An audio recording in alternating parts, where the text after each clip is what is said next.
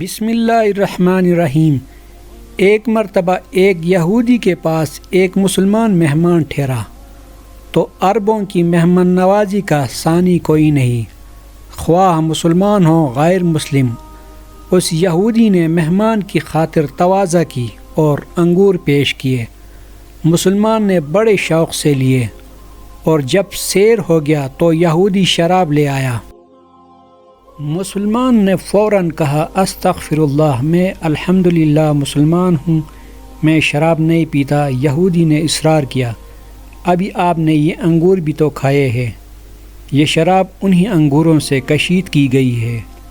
مسلمان نے یہودی سے پوچھا آپ کی اہلیہ کہاں ہے؟ بولا اندر ہے۔ مسلمان نے کہا انہیں بلا لے۔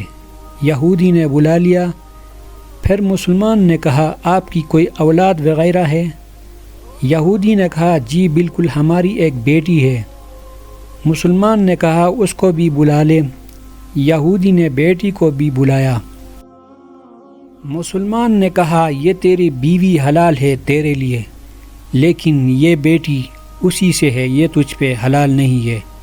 اس یہودی نے بس اتنی سی بات ہی سنی اور فوراً کہہ اٹھا اشہد ان لا الہ الا اللہ وحدہ لا شریک لہ واشہد ان محمدا عبدہ ورسولہ۔